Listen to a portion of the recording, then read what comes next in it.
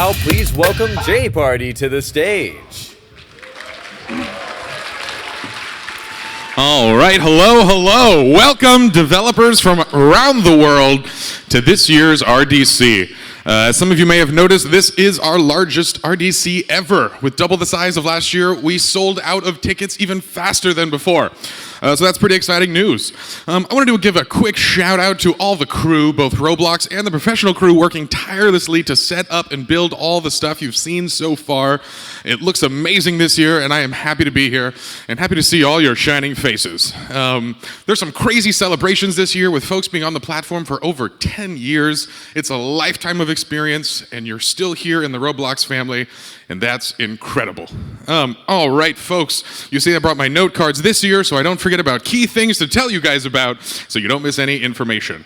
All right, so folks, thanks again for coming. I'm not gonna waste your time, as you've got some really exciting keynotes ahead. So I wanna remind all of you, while you are here, make some friends, make some new friends. All right, go out and meet folks. Development is all about your network, and this is the most talented folks in the world assembled here for the Roblox platform.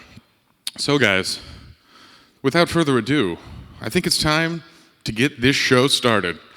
Our first keynote needs no intro, but I'm gonna give him a small one anyway. The man you all know, the man, the meme, the legend, Mr. David Baszucki himself. Welcome to the stage, Builderman!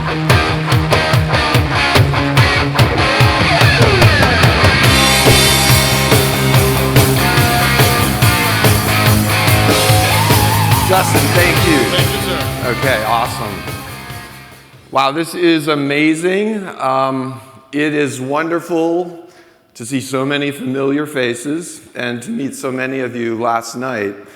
And it's also amazing to meet so many new faces. So it's just been a wonderful time to meet all of you. Some of you I first met at the very first Roblox rally at the Exploratorium. There's a few of you that are here. And I want to thank many of you who came up to me last night and just talked a little about how Roblox has been such a big part of your lives. First as a player, then as an aspiring artist or developer through your college. So thank you for all of you who came up to me. It was really, really special. This is a really elite conference. This isn't a conference where anyone can come. This is an invite-only conference that is bringing the best of the Roblox community.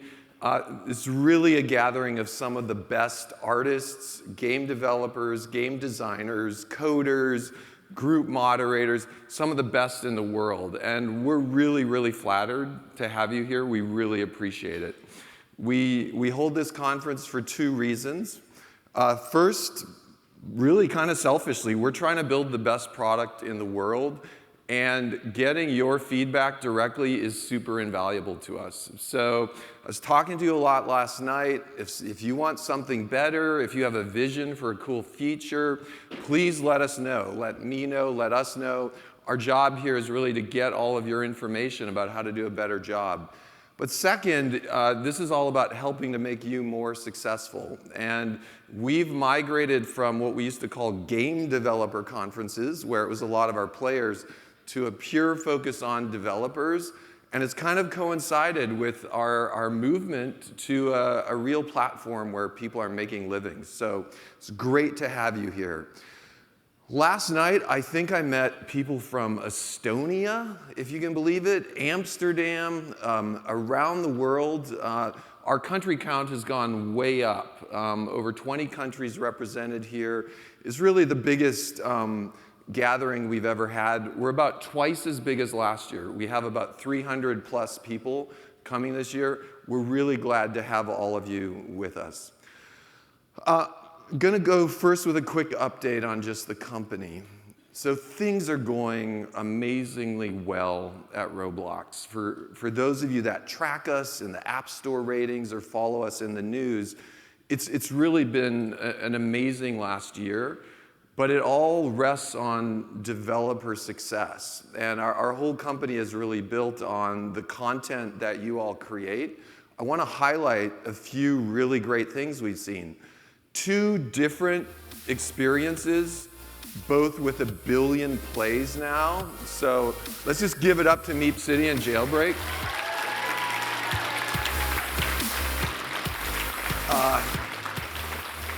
Mining Simulator, as an example, starting to see games that are going to be produced in multiple languages. And this year we're on track to have our devs earn over $70 million. So we've come a long way in 4 years from when we were a platform where everyone was just kind of doing this for fun. The cool thing is we still do it for fun, but now people can make livings and companies on top of this. Second, to that dev growth is really user growth, and you've seen the numbers. Here's a little chart. We're coming up on that billion hour of play month, and for some of you, you may have remembered a really early Roblox rally where I think we were hitting about 40 million hours, and we were talking that that's about 10% of the physical time spent with Lego bricks. We're way beyond that. I ran some numbers just last night for fun. The NBC network in prime time has about 9 million viewers.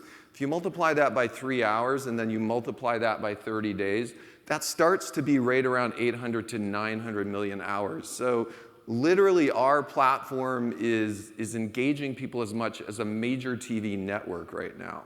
And there's a lot of room to go there. In some categories, like 9 through 12 USA, the amount of engagement on our platform is starting to approach some of the big ones, like YouTube and Netflix.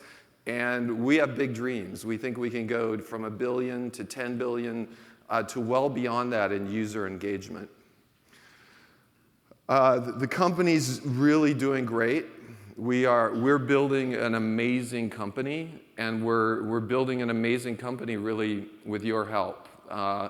We have hired an amazing group of talent, and we've kept the ratio of the people working in engineering and product somewhat consistent over the history of the company. We've always been a technical product visionary type company. We're coming up on 400 people right now, and 3/4 of those people are trying and working and figuring out cool ways to make Roblox better so we can really do a better job supporting all of you. We've started going through that phase, whereas we go from 200 people to 500 people to 1,000, we got to figure out how do we scale the company and how do we grow this way. This next slide actually is just a highlight of what's going on inside Roblox right now. There are over 20 independent teams in Roblox, each with product leadership, engineering leadership, or marketing leadership, or financial leadership, that's kind of allowing us to create teams within a big team or companies within Roblox. And you're going to meet many of those leaders here today. So we have a team focused purely on developer tools. We have a team purely focused on player experience. So when you meet people, you can ask, what team are you working on? We really got lucky in our move, and I got to thank the Roblox team, to our new facility that a lot of you, I believe, toured yesterday, and you're welcome to tour whenever you want. We have a beautiful new campus, and we have a lot of room to grow. So come by anytime. We'd love to have you visit Roblox HQ. It's come a long way from that tall, blocky black tower that all of us know and love. That Shedletsky, did you build Roblox HQ? Okay, so it's come a long way from Roblox HQ to really awesome Roblox HQ. We've always believed the best way to teach millions and millions of up-and-coming game developers to create, to code, to design, to become artists, to become game designers, is to make a really popular commercial platform that is very accessible and free. And then in the backwash of that, just like Google Docs, for example, we get millions and millions of people learning to code and to create. I'm really proud that this year the dam kind of broke, and over 500 summer camps around the world started using Roblox in their curriculum. So there's going to be just a lot of momentum on our platform as a lot more people really learn computer science, amongst other things, on Roblox. The press has taken good notice of us. We're starting to emerge a little from our stealthy mode here. And with some of the functionality that you're going to see today, I think you're going to start to see our footprint in the press do justice to the size of the impact we have and the number of players we have. Highlights, for example, recently at South by Southwest, we got to actually meet with someone who shares our vision. Many of you have maybe read Ready Player One or seen the movie. And I got to interview Ernie Klein. Combination in the book and the story for me. This guy created kind of the kids' version of the Oasis, Roblox, which my daughter plays every night, and it's amazing. My daughter, she doesn't want allowance, she wants Robux, and I give them to her, but she has to explain to me why she wants the object or what she wants to buy, and so it's research. I tell her it's research for my next novel in the Ready Player One universe. So we really, it was really powerful for us because sometimes when we talk about the vision of our company and where it could go, Ready Player One isn't too crazy to think about, and where these platforms are going ultimately more realistic, more immersive. It's a little bit of an interesting highlight and a target of where we might be. On the whole, in addition to the product, on just our marketing team and what's happened, you've seen our rankings really climb well and us starting to be featured a lot in the app stores. We've had some great partnerships beyond Ready Player One. The Bloxies are huge now, almost 1 million views. And one cool thing on the licensing that you're going to start to see is, in addition to toys, in addition to books, we're starting to imagine a vision where all of our developers are, in addition to game creators, they're avatar creators, they're story creators, they're situational creators. And the movie and the TV industry is really starving for interesting new content. So we fully believe in some far-off future that all of our Roblox creators will also be content creators that we might find on Netflix someday. A little insight into our vision and where we see this all going. Our belief, and we've had it ever since we started Roblox, is that there is a new category out there. It's the category we all implicitly know and understand, and it's the category where people experience things together, really. They go fishing together, they survive a natural disaster together, they work at a pizza place together, they're in a runway show together. And a lot of these experiences aren't traditionally gaming oriented. They're social, and they're places where people make and fortify friendships. This new category borrows a bit from social networking in that it's all about friends, and it borrows a bit from gaming in that this is about 3D and multiplayer. And it borrows a little from media and toys, but our belief is there's a new category emerging. It's going to be significant. And we have our eyes on shepherding and stewarding in this category along with your help, and we think it could be as big, if not bigger, than any of these other media categories. Those numbers, just for those financial people, are probably about 3-month-old market capitalizations in billions of those various companies. So you can see how big this opportunity is. One thing, we do a lot of things really well, I think, at Roblox. One thing we do really well is find great people. One thing we do really well is execute on our vision. But one other thing we do really well, I feel, is we're good at telling the future. And an example would be that slide that we just saw. It was very similar to our business plan from 10 years ago. For those of you that, I believe were at the Roblox Game Conference in Santa Clara about 6 years ago, we made a few predictions. I'm going to go quickly through them, and then I'm going to make a few more for the future. This was a time when we didn't have studio plugins, where we didn't have really good starter templates, where if we went forward, there was a time when we didn't have a mobile app or we didn't have an iPad app. And there's a time when many people thought that would be a very difficult pivot for us to make. Now the market, on this one I really feel strongly, the market has borne us out that multi-device, cross-platform play is critical. And as we look to China, for example, that's going to be predominantly a mobile marketplace. We knew, obviously, we needed a debugger. We knew, going through it, we needed to increase scale. Scale's something that we just had a fun talk with our engine team. We'll actually be working on forever, so scale will never stop. Really want to highlight articulated physics, and I'll do it in the next slide as well. We predicted, in addition to a lot of improvements in our graphics engine, we would end up with a physics engine where you could simulate pretty much any piece of construction equipment.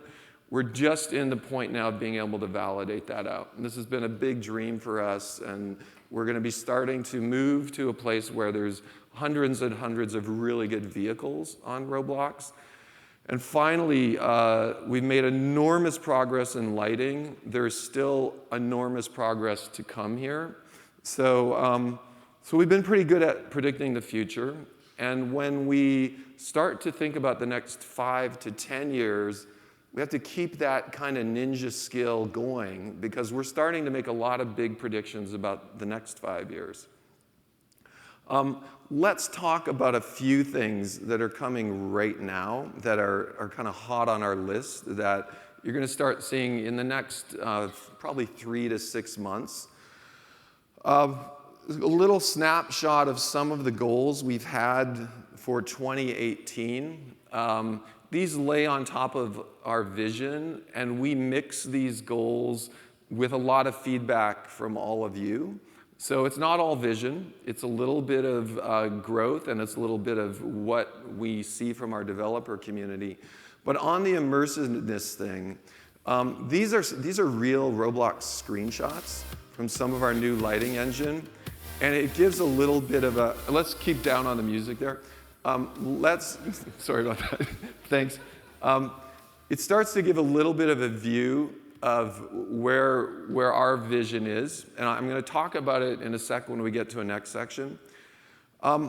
There's a time, maybe even 5 years ago, when we started to imagine that, whoa, this is interesting. We have both content like Netflix, but we have a social graph where people play the content, and that kind of comes together. How could we start to use all of that to help all of our users find better places to play? And I'm really psyched that in the upcoming months, we're going to start releasing this.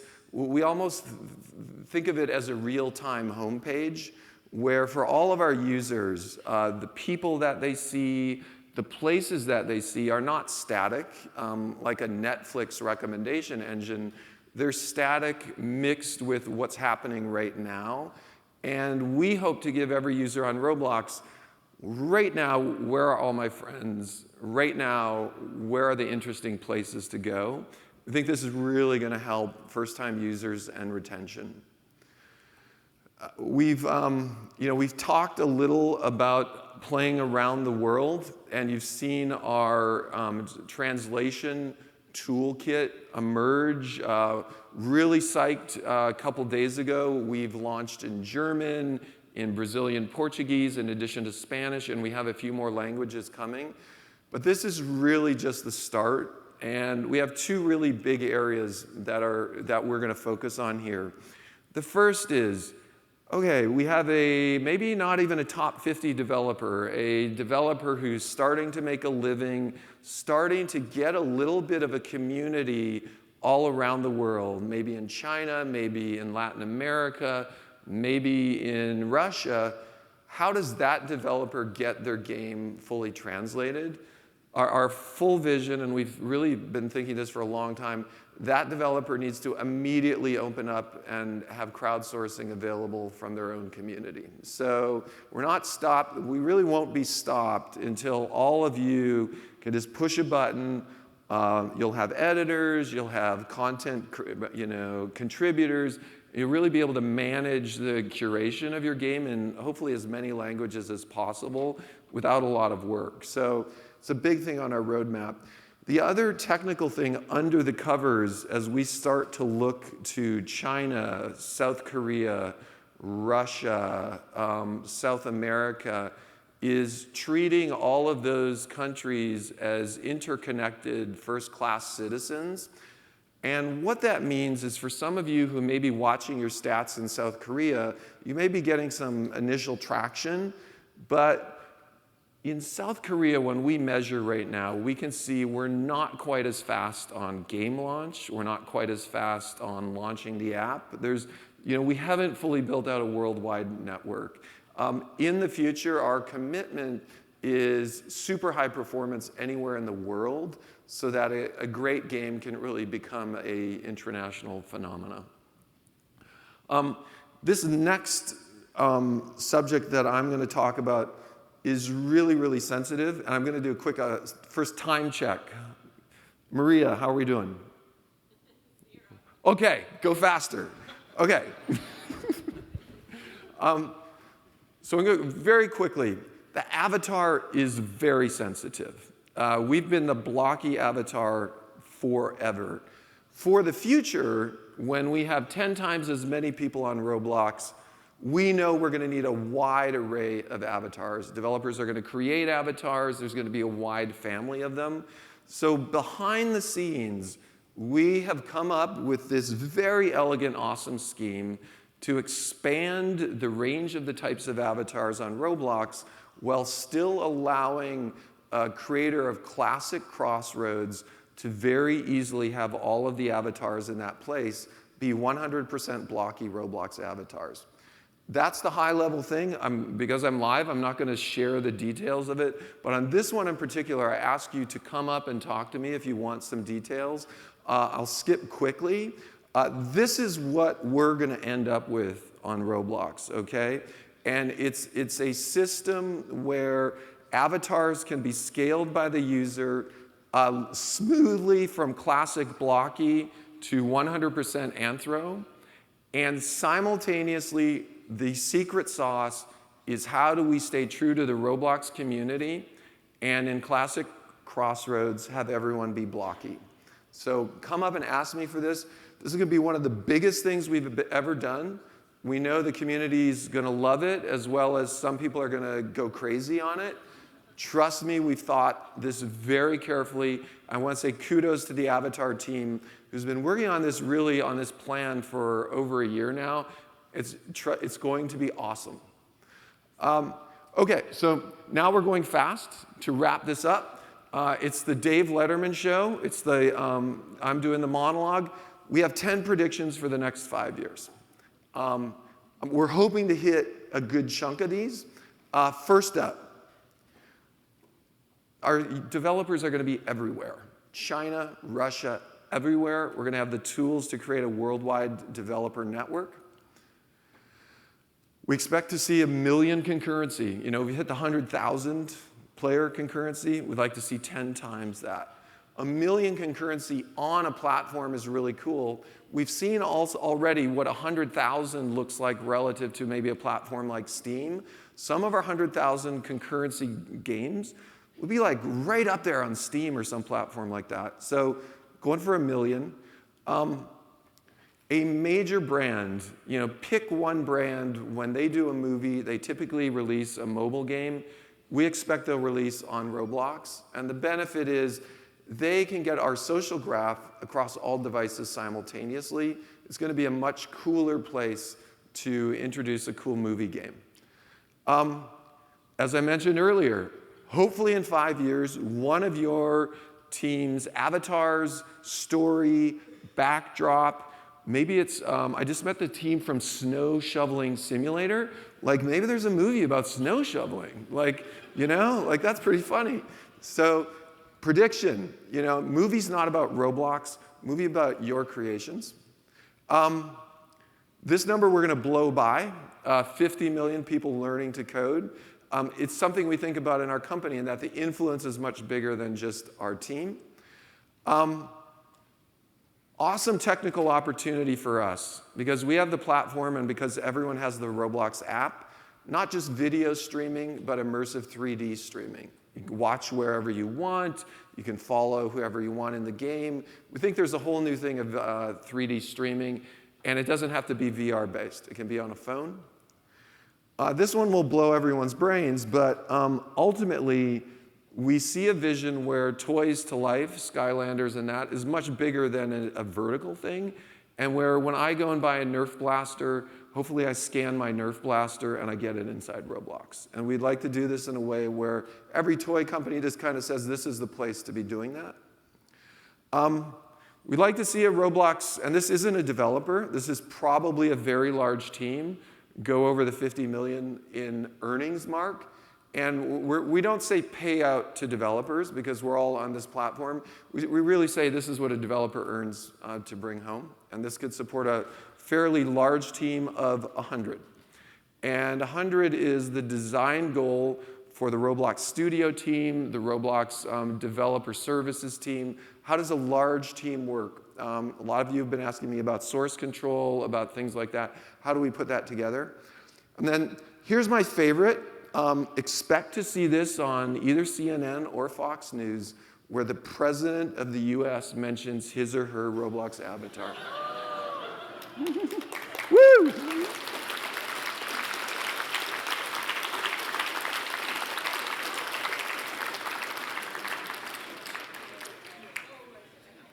We have an amazing show with an amazing team of Roblox people. So flattered to be hearing all of your feedback. Look forward to talking with all of you. Thank you.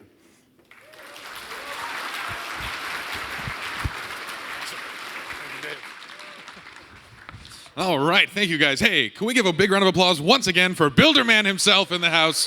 Thank you so much, Dave.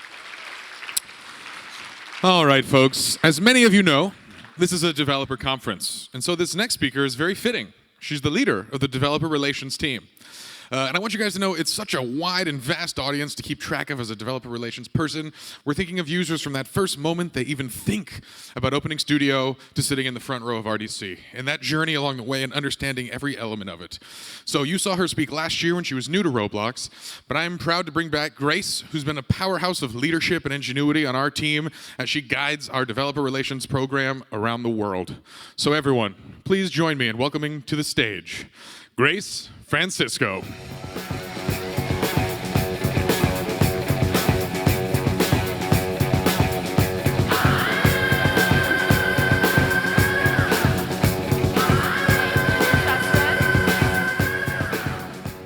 I love that song. It's hella good.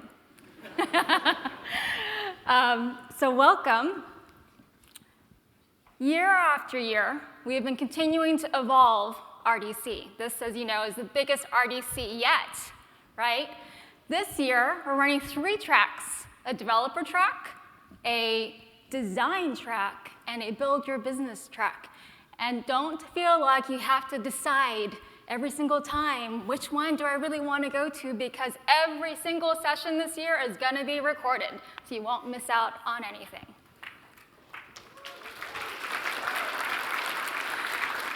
And to boot, we are going to have an overnight game jam for the first time this year. However, we still will have our casual game jam tomorrow too, so if you don't feel like staying up all night and getting those red eyes for the competition tomorrow, it's entirely up to you. So I am Grace Francisco, and I'm also known as Bumblebee on the Roblox platform. I've been in developer relations for a really long time. From Microsoft to Atlassian, from Java to .NET, FinTech even, and open source. I've been with a lot of different developer communities, and this is by far my favorite developer community, and I will tell you why. I've heard many of your stories. There's a common thread that I hear over and over and over again, that your passion for building You one day decided to crack open Studio, open up a model, and start looking at the code, tweaking it, and building. Literally, bootstrapping your way to becoming a developer for the first time. Now, I learned this way as well. I left home when I was 17 and started to work my way through college for many years, actually. And at some point in that journey, I was lucky enough to land at IBM. I was doing tech support, actually. And I taught myself a little-known scripting language called Lotus Script. And I was the one and only person in the entire world who was an expert at Lotus Script. And I was hired from tech support into engineering pretty quickly. And I did Lotus Script. I taught myself JavaScript, and then went on to do C and C++ there as well. A lot of that was self-taught. And I was determined, despite my rough start in life, that I was going to be successful no matter what. I see this every day with the many people that are here. And that tenacity, that passion, and drive to be successful is what is really special about this community to me. We're very lucky to have you here. Now, raise of hands. How many of you are here at RDC for the first time? Oh, good. About 30% of you. Welcome. Great to have you here. All right, and how many of you are in high school? Hands up. Okay, so there's maybe 20% of you guys in high school. Welcome as well. College? Okay, that's a bigger number. It's like 40-ish%. Okay, how many are just over it? No more school. Okay, that's about 20%. So a few years ago, when we first started doing our RDCs, I bet you most of those hands would have been up for high school. It's really quite amazing how much we have grown up together. We're continuing to grow together on this journey.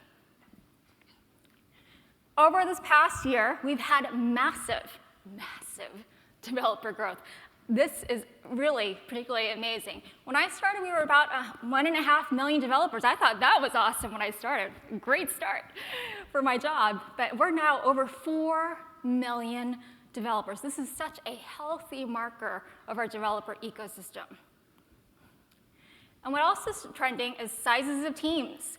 As we bring up the quality of content, like Egg Hunt, big applause for that team. They did an amazing job.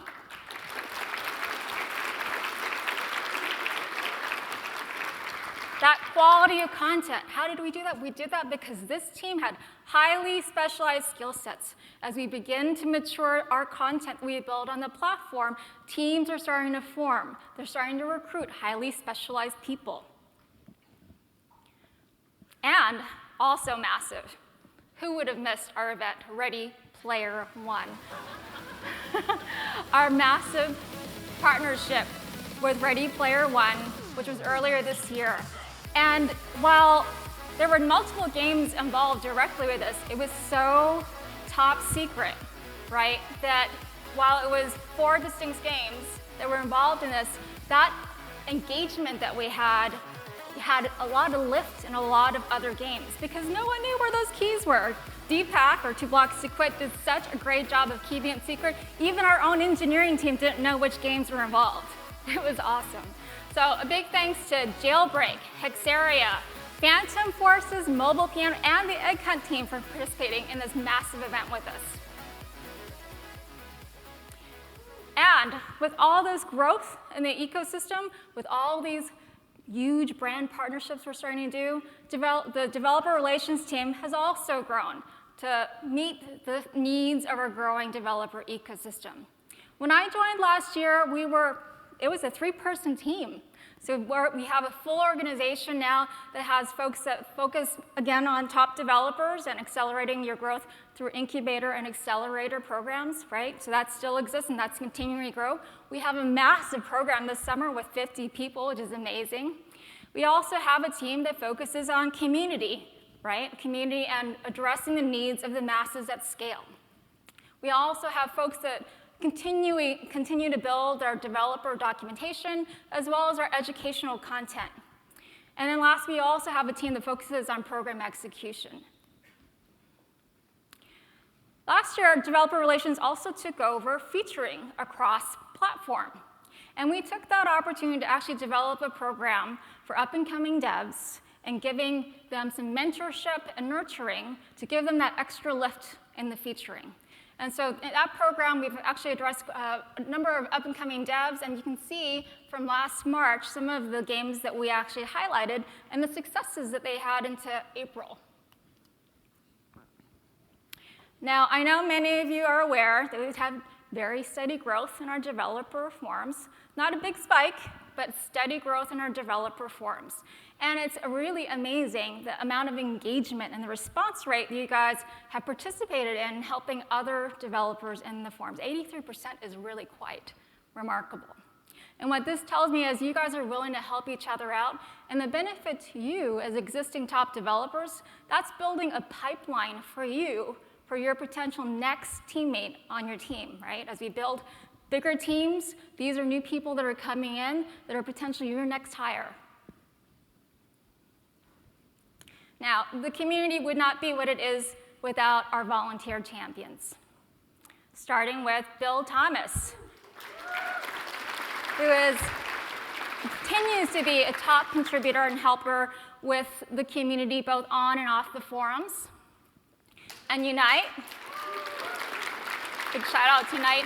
Unite has been contributing models and art and mentoring those designers and freelancers. And then Alphablocks, one of our YouTubers, been building great content around scripting and building. Blockface Bob and Blackface Steve, thank you for all that you do to mentor on how to build your business. And Crazy Man 32. Crazy Man 32 has been contributing Lewis scripts through his GitHub repo, so we really appreciate that. And then Echo Reaper for his continued contributions and help and scripting. Cirque Fenner also for all of his contributions in scripting. Woot3, who is also an intern. He's speaking later today, you should catch that. So thank you for your plugin contributions. Then Ravenshield. Ravenshield continues to mentor in areas of design. And then last but not least, Dhammapada for his continued work in leading volunteer QA efforts. If you're one of these champions here today, could you please stand up? I know you're here, don't hide. I see some of you. All right, big hand to you guys. Thank you.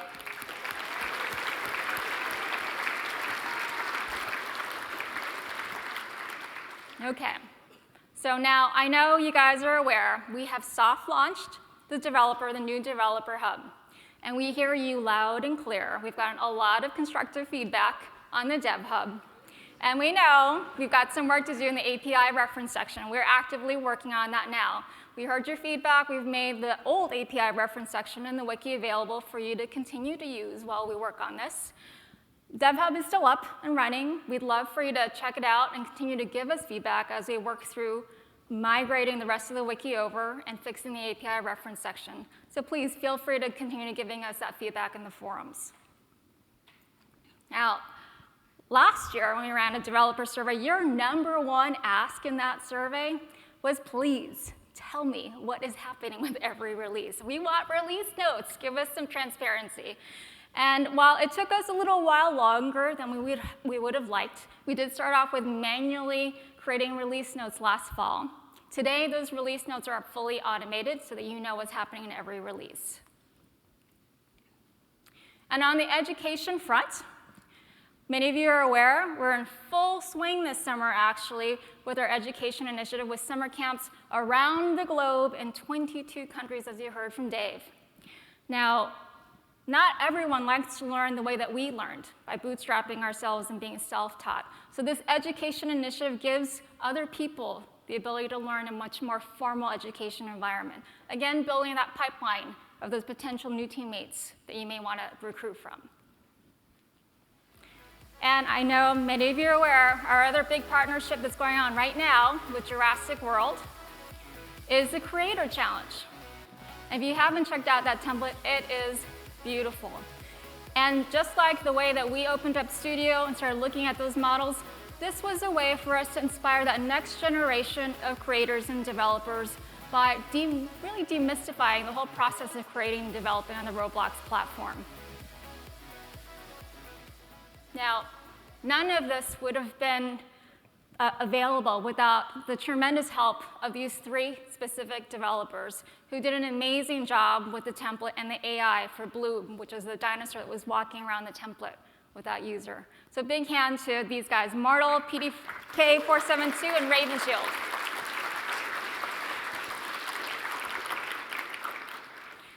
All right, so this is from our Spring Accelerator and Incubator program.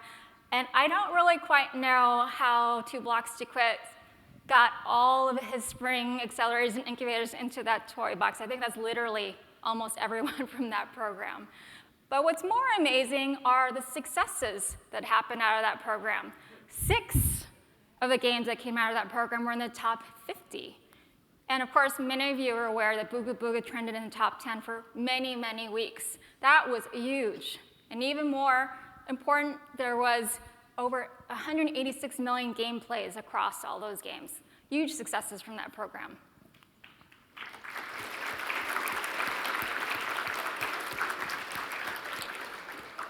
Who won the Tesla last night? Are you here? Congratulations. And we watch you guys on Twitter. We see the Teslas that you all are buying, you successful top devs. We love watching those videos. I just want you to know, though, DevRel, we have our Teslas. And we had a little race last week, just to show you we have our own Teslas, because we want to be part of the club. And while I won, I may have won, my car is in the shop. The trunk's kind of broken now. All right, so we are listening to you ongoing. Thank you for your feedback in the forums. Thank you for filling out the surveys. In our recent survey, you guys told us, hey, we'd love to hear from product and engineering more frequently. We'd love to have them participate. So we partnered with those teams. And we are really happy to see that engagement happening again in the forum. So thank you to those teams for helping out there. We also heard that some of you were a little frustrated that the forum application process was taking a little longer than you expected. The community team has been actively revising that to make it as efficient as possible, so that application review process is really fast now. And developer docs, we hear you on that. We're still bridging some gaps on that content. It is a non-trivial workload. We have quite a number of people working on that. But inch by inch, we are working actively to make that a much better experience for you. And as we roll out that new developer hub, you will see in the API reference section that we've significantly improved that content. Last year at REC, we sort of experimented in having some external developers speaking. We had lightning rounds, really quick sessions that people participated in. And what we heard was, that was awesome. We want more. So you're going to see more of that here today. And then recently, many of you have seen that we actually started sharing our roadmap. You said, hey, we'd like some more transparency and understanding what's coming out from the Roblox platform. And so we started sharing that high-level roadmap, which we're keeping up to date with the status. So thanks to the product team for doing that. And those sessions, remember, these are all the sessions that those external developers are participating in. Thank you to those speakers. Really exciting talks. I've seen some previews of this. Really, really great content. If you don't make it to these talks, don't worry. Again, they're all recorded. Now, a big focus for us in DevRel this year has been about building your business. So we've been creating content to help share some of those best practices around building your business. We're actually nurturing the community and getting some tips and best practices from experts in the community as well, as you've seen on our Medium blog. And then some of you, a handful of you, have had the benefit of some early reporting that gives you insights into the metrics of your game, the health of your game, helping you understand engagement, retention, and your monetization performance. We're going to be rolling that out to all of you developers very shortly.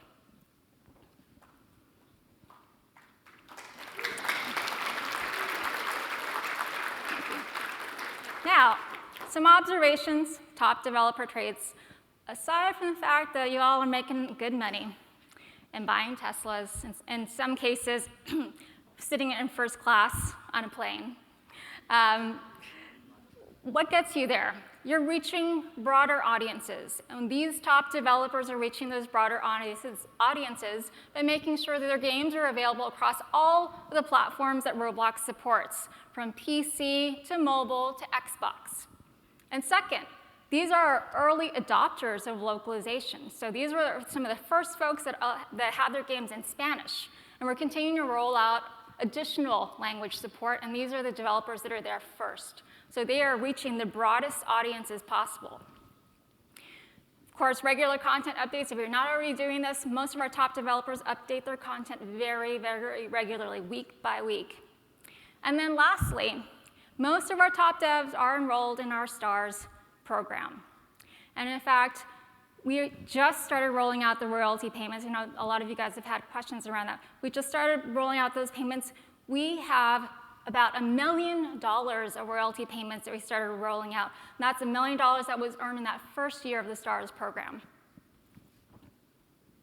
Okay, so now here's my PSA for the day, my public service announcement. We are rolling out a lot of changes to the platform because we want to keep the platform safe for our young players. And so recently we started rolling out changes so that if you have an experimental game, those are only available to older players and your friends. They are not available to our younger players now. And so I would ask you to consider, if you have any experimental games, to start considering changing those so that it's available to your broader user base. And remember, if you have one place in your game that's experimental, the entire game is experimental. And in addition to that, we are also going to be rolling out a rating system. Now remember, we're all growing up together. The platform is growing up, our players are growing up. And as we have a platform that is inviting a wide variety of people to play, we want people to find the things that are appropriate, the things that they're going to enjoy. So that rating system is going to be rolling out. Sorkas is going to be talking about this later today in a session. If you don't make it into the room for some reason, remember it's going to be recorded, so check out the recording. And lastly, we want you to be that next big hit. If you have never applied for the Incubator Accelerator program, I highly encourage you to do it. The applications are already up for next year. Localize, localize, localize.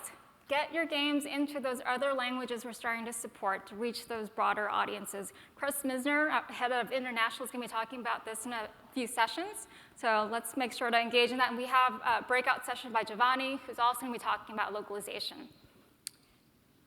Building healthy teams. Remember that as you're engaging in the community and helping out, you could actually be talking to that next person who will be part of your team. So keep participating, find that next person to work with you who's either scripting or building or designing. Build your teams and businesses. And use these reports that we're going to start to roll out. Monitor your game health regularly. And last but not least, have a great time, meet new people, find Roblox folks, give us some feedback, and really have a great time here. It's an awesome event. Thank you.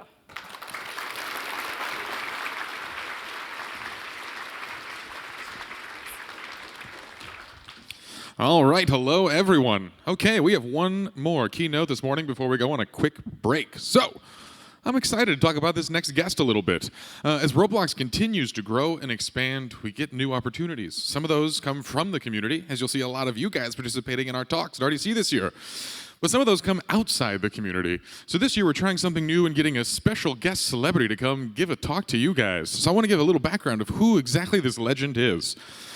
Christian Sergestral is the name, but in 2001, he co-founded Macrospace, which was later acquired by Glue. In 2007, he was the co-founder and CEO of Playfish Games, which he grew to 60 million users before it was acquired by EA.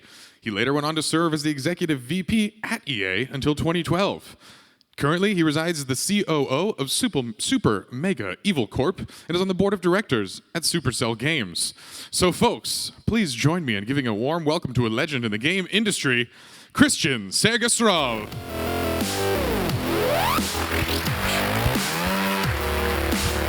Thanks for that intro. All right. Hey, yeah. Thank you for that super generous intro. It's very kind. Yes, I'm Christian. I I love games. I've spent my entire life really with playing games, making games, investing in game companies, mentoring game developers, doing things in and around games.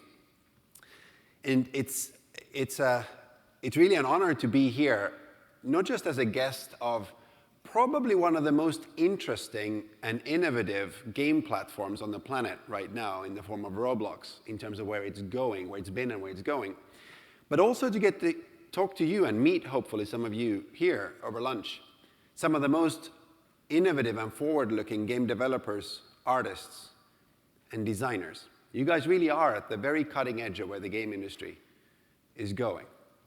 So it's super, super cool to get to be here today. So a tiny bit about me first, and then what I'll do, really, I'll spend the next 15 minutes on is sharing some of my lessons of spending a career building game companies for the past 20 years. It's really more like 15 years, but what you learn in the game industry is everyone rounds up their numbers a little bit, so I'm going to call it 20 years of building game companies.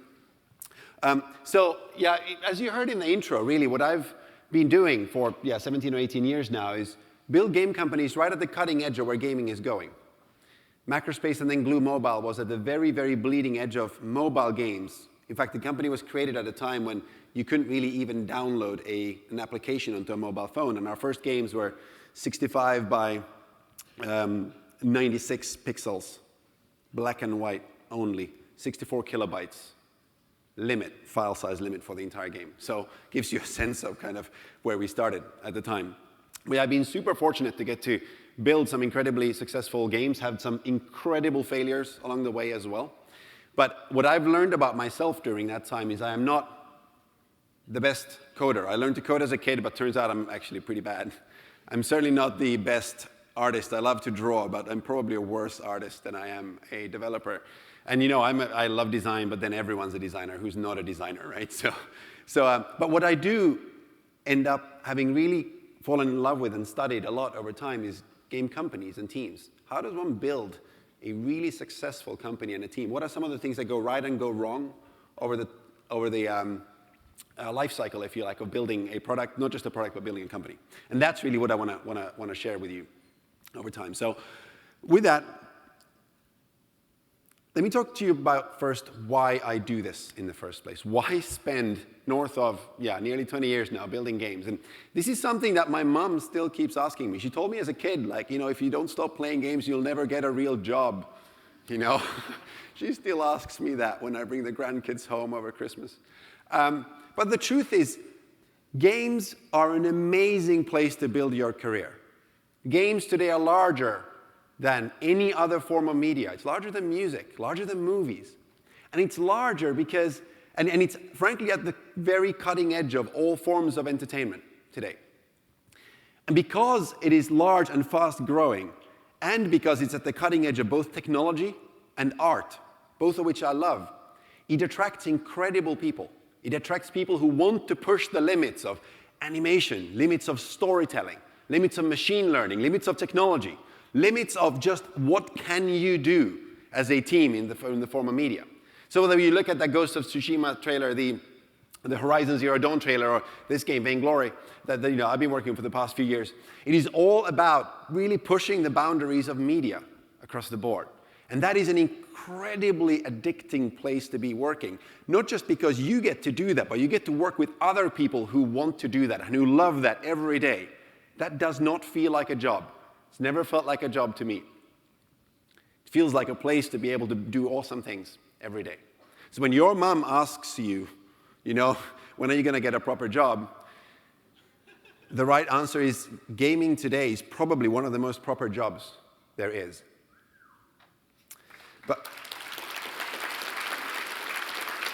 And it's probably more obvious to your mom today than it was to my mom when I grew up, because gaming truly has gone mainstream in a massive way since I grew up.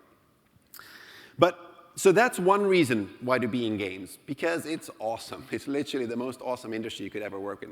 But the other reason is games matter a lot.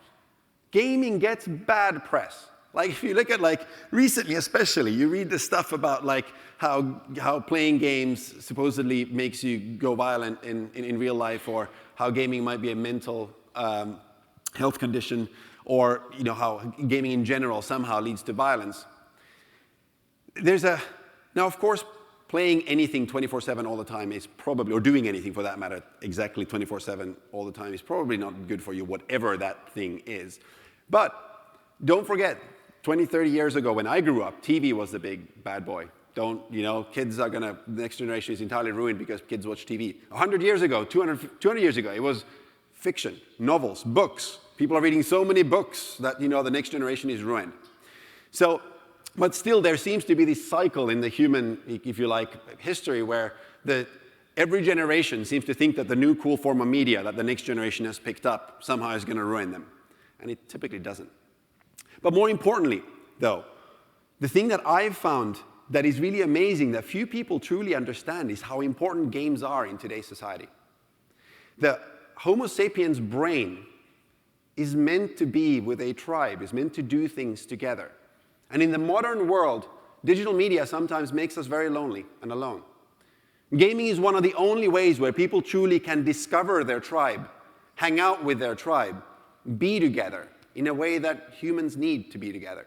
Whether that is within a family, whether it's me, playing natural disaster survival with my kids or prison life with my kids, or whether it's my kids finding other friends to play those games with and hanging out for hours that way. Gaming is a really important way. They're sort of the modern campfire that brings people together. Incredibly important for society. Sometimes people can't physically see each other, but they can still be with each other through games like the games that you guys create. So never forget when your mom asks you, because this is her second question, you are really talented, why aren't you out there curing cancer? The truth is you are curing cancer, because those people in hospital who cannot go see their friends, who can't interact with their friends in the way that they want to, they can, through the games that you create, they can make new friends. They can feel happier and better as a result. So never forget that the work that you do does matter. So with that, it's important. I find it really important. So anyway, so really quick then, 5 lessons of building game companies. These are, I literally was in sitting in your chair building my very first game company, probably about 18, 19 years ago. And these are the things when I was trying to think what shall I tell you guys in 10 minutes, because probably you know more about game development these days than I do. But there are 5 things that really stand out. Firstly, the single most important thing to predict your success in the future for your company, for your team. What do you think it is? Who thinks it's your idea, the idea that you have? Maybe some, not that many. Who thinks it's your technology, the technology that you built, all of that code that you have? It's not that. How about your art, the amazing character, the single unique character you've built? It's not any of those things. I think it's kind of obvious. But it's 2 things in a really weird, intertwined way. And this is having observed lots of game companies, lots of teams that have done really well, some really massive failures that I've had personally. They really come down to talent plus culture. Specifically, talent density. It is never in a game team or game company about how many people you have. It is about what is their capability. How passionate and capable and good are they at what they do, and how dense is that talent? It's much better to have 3 absolutely incredible people than 12 kind of okay people. So it's the density of that talent and how they work together. What is the culture? How are you able to work together in such a way that you can give each other honest feedback, that you can give each other energy, you can push a thing forward, you can succeed together, you can fail together, and when you really fail, you can pick yourself up together. Talent plus culture is really everything. And a company, actually, this picture here is of the Supercell ice hockey team. I think everyone at Supercell plays ice hockey, but this was some of the original crew. Supercell have really demonstrated that a game like Clash of Clans or Clash Royale, to some of their most exciting, best games and certainly most commercially successful games, have been made by teams of 10 or 11 people. Really small, but absolutely incredible talent. And even today, Supercell is barely 200 people. They're just over 200 people as a company that ultimately just got valued at $10 billion by Tencent. So it is not about how big you are. You might be envious of companies that have hundreds of employees. It's not about that. It's about the quality of your talent, and it's about the culture on how they work together. And this, by the way, is constant. So whatever your company is today, companies sometimes come and go, teams come and go, games come and go. Talent does not come and go. You guys are here together. You will probably be making games. A large portion of you guys will be making games because this is very addictive. You will be making games in the next 10 or 20 years. You will only get better at what you do. And these teams will continue to morph in different ways, merge together. So it is all about tracking talent and figuring out how to best work together. So this is truly what matters. Even the worst teams, even the absolute best teams in the world have terrible ideas. Like Supercell started off making a dystopian, futuristic Facebook MMO. That was their first game. That was the thing they raised some money on, and they very nearly failed until they found an investor that was prepared to just believe in the team and not in the idea. Team and culture trumps everything. Lesson 1. Lesson 2, and this is hard. You have to learn to kill your ideas. I'm sure you guys have already done this many times, but it is really a foundational skill. The second you think that you know which of your ideas is going to be great is the beginning of the end for you as a creator. Because the truth of it is that something like 70% plus, probably 80 or 90% plus, depending on how active you are in creating things, of ideas that you are convinced are awesome, ideas that you think are the best ideas ever, this is the best thing, still turn out not to work out for some reason that you don't understand or that you don't know. That was entirely unpredictable. Getting into the spirit of, hey, I'm going to test this thing. I have an awesome idea. I'm going to test it, and I'm ready to kill it if my metrics don't work out is incredibly important. There are 2 decision raisers for this, and most of you guys, I'm sure, are already doing this. One is retention. The first one, it's kind of obvious that retention is ultimately your retention curve, like how many active users you have per day. Daily actives are a good way to look at it. Your retention curve ultimately determines your compound growth. The better you retain, the faster you grow. And frankly, if you don't retain, you will not grow. So when you look at a new feature or a new game, the first decision raiser is, do people want to come back to this experience? If they do, it is awesome. If they do not, it is not awesome, no matter how awesome you think it is. The second proxy for it is engagement. How many minutes are people playing per active player? So the people who come in, how many minutes are they in your experience? And when you change that experience, do those minutes go up? Minutes spent or engagement is your best proxy for love. Do people love this thing? How much money people pay you is also a good proxy for how much they care about something. But it's not always the same thing, because sometimes you can offer something for sale where people felt that was going to be really fun, but then they end up being really angry because they bought something that they didn't value in the end. Whereas time doesn't lie. People don't spend time in your game unless they love it. And this gives you a good second decision raiser. When you have a great idea, put it out as quickly as possible. Try to fail as quickly as possible by literally setting out your decision raisers. Probably retention, probably engagement. Could be something different depending on your idea. The third lesson is how important it is to build lasting value. You may have an incredible game right now that's grossing you loads and loads of revenue, and you're like, this is the best thing ever. Every game has an arc. At the end of the day, whether you are World of Warcraft, whether you are Halo, whatever you are, it has an arc. At the end of the day, that game will come to an end one day. You should build it as big and as, maintain it, hopefully for years and decades. But it's still, what you need to do as a company builder is not just to build a game, but build something of lasting value. And there's 3 or 4 different aspects to this. One is your team. More than anything, your team and your culture, and learning to work better together all the time, attracting better and better people, making sure that your team is amazing and that you can work together well. Secondly, tools. Do you have the technology and tools? Are you developing ways that you can get smarter all the time, that you can analyze your audience, that you can understand how you do work, that you can build things faster and faster? Are you building value that way? Third is IP. Things like Halo, God of War, World of Warcraft. Even though any individual game has an arc that goes up and goes down. Have you built characters? Have you built a universe? Have you built a way of talking to your community? Have you built some kind of following that builds lasting value beyond that single game? So figuring out how you don't just build an amazingly successful game, but also how you can create lasting value through that, so that you have a shot at creating additional successful games. And by the way, clearly, you guys who are here have developed something really successful. It's really worth internalizing and bearing in mind that game development, even for the best teams in the world, you probably have a 30 or 40% hit ratio at the most. Your next game will probably fail. That doesn't mean that you're any worse of a game developer than you were when you made your current successful game. It just means that you need to try again a few times. Because you know what? 70% of all ideas turn out not to work out. So that's why it's so important to be building lasting value and a way of you to be a more valuable company and a team as opposed to just building your game. Fourthly, this is probably obvious for you at this point in time. There will be a time in the future where it's not obvious, and then remember that I said this. You have to build things that you love to play. Right now, how many of you guys are working on a game that you love to play right now?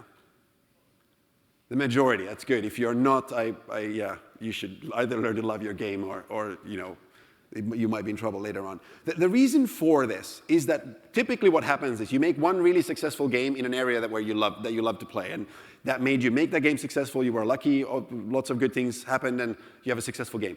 Then you become convinced that I know how to make games, and then you're like, well, here's this other type of game. I've never really played that kind of game, but I can analyze it. I can figure out how to make that kind of game really, really, really well.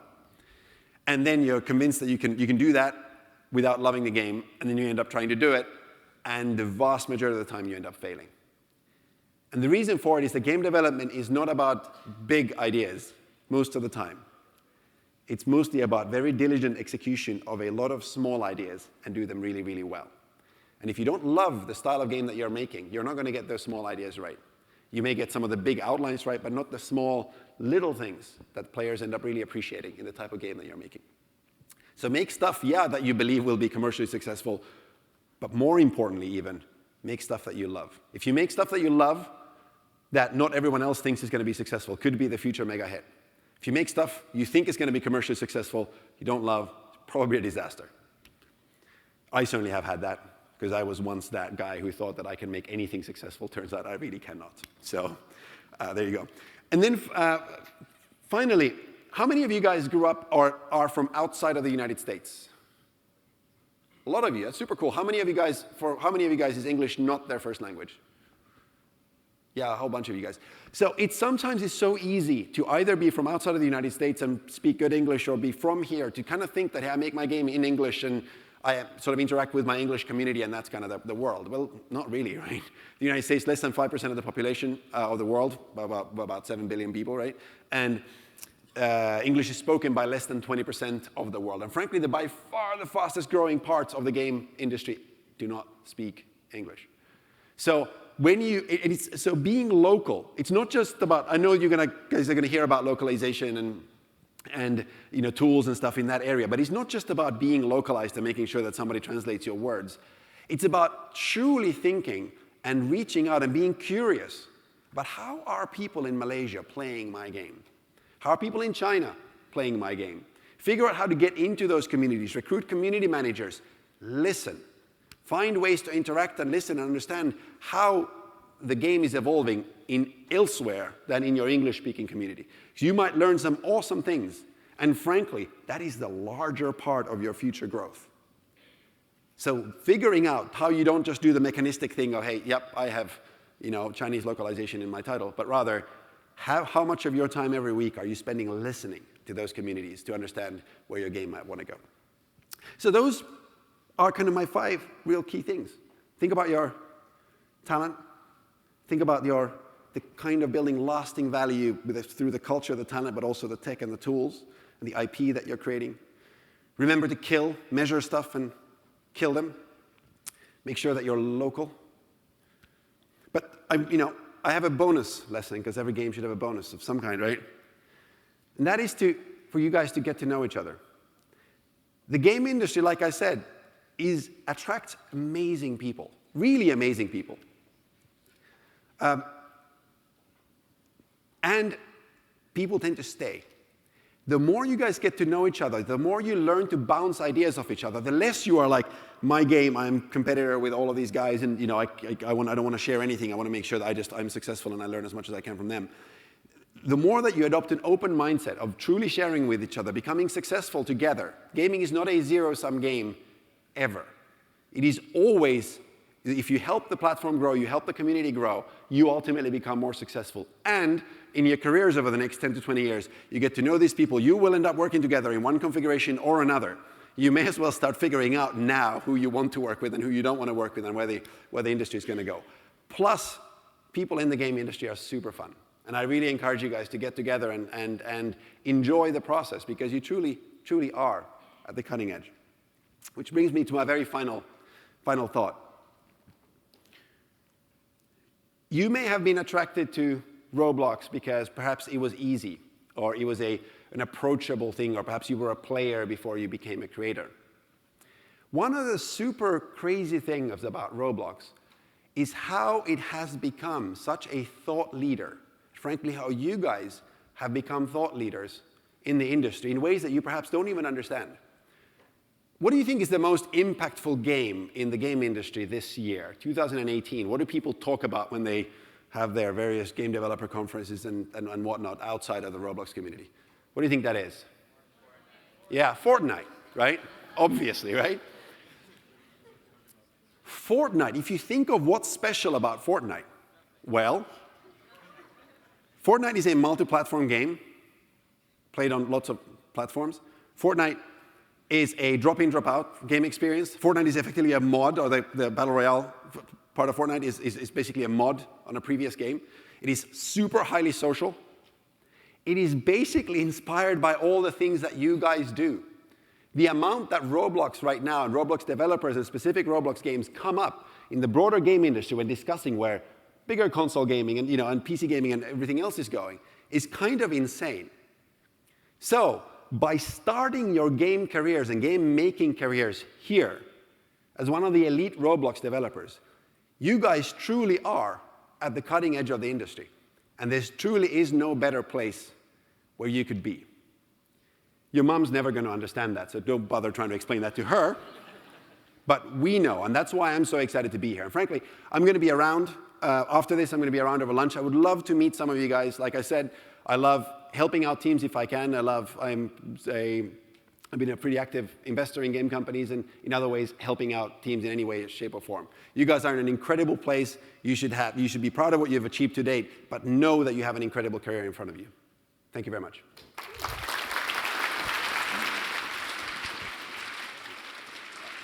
I'll take it, sure. All right, everyone, the moment you've all been waiting for, a short break. So, as you may have noticed, we're getting a little behind on our schedule, so this is going to be a lightning relaxing break. So there are some drinks outside to grab. So take about 30 seconds, do a jumping jack, have a quick dance circle, go to the bathroom, and we'll be back in here as soon as possible to finish the morning keynotes. Thanks, everyone. See you here.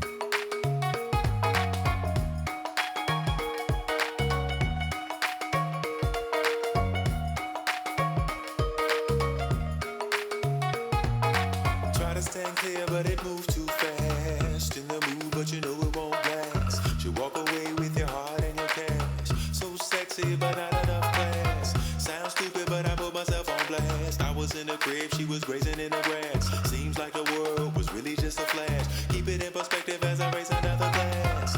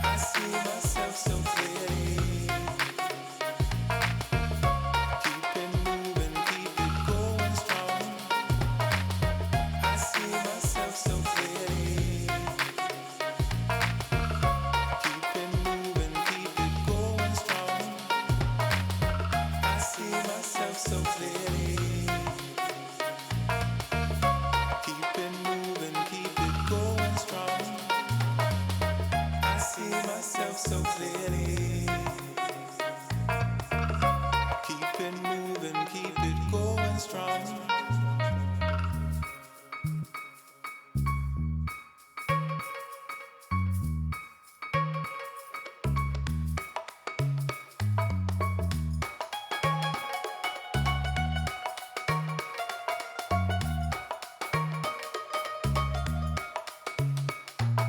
Push at high speed, push to the guts. Pop a few of these, make your head rush. I'm at capacity, waiting to erupt. Break free, will it ever be enough? I know the feel up and down just from a touch. So good, but I don't wanna get stuck. Crust paper, who can I trust? All world rise from the dust.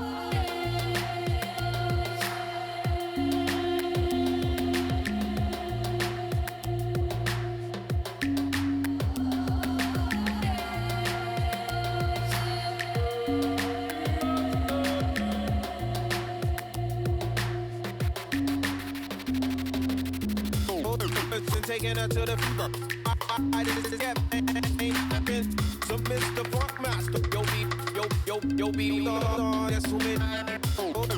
Taking her to the I didn't get so Mr. Funkmaster, yo be that's who many and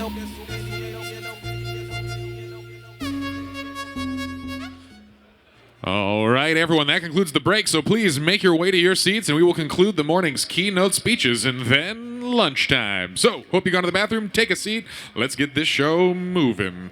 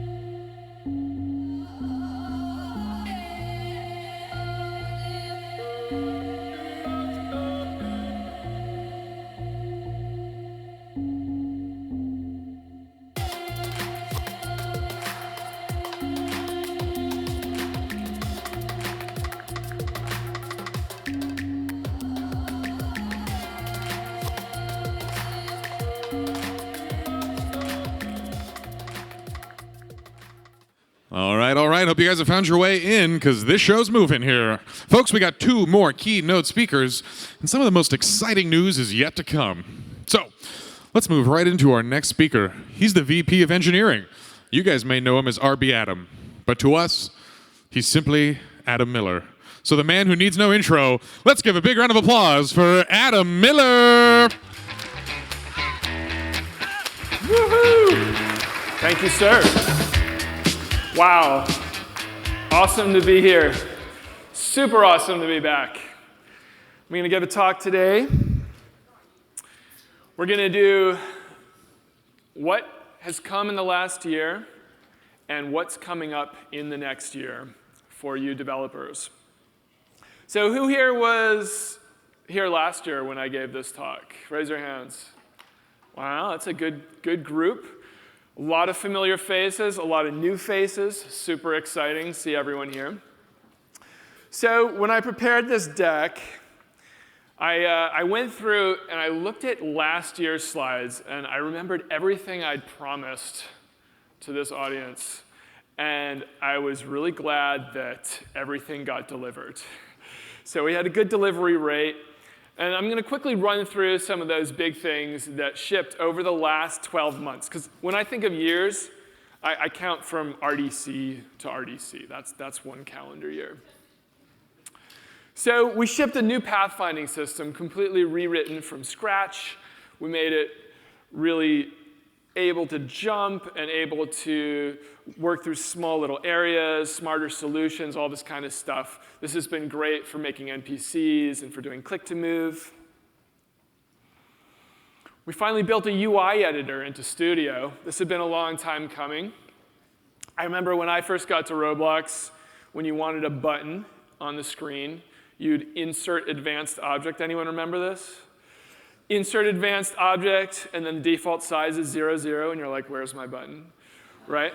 So we've come a long way. Now you drag, you drop, you can place it, you can resize it. This has been really cool for making easy, quick UIs. We shipped our mesh and CSG instancing system. So this is one of these deep internal tech things that means when you have 2 objects that are shaped the same geometry, you get to render them in a single draw call, so it's efficient, uses less memory, and renders faster, and makes every game a little faster. We shipped a smooth interpolation system for our networking layer. I showed a video for this last year. It's a bit hard to see in the video, but I think this graph makes it kind of clear. This is the representation over time of a falling object.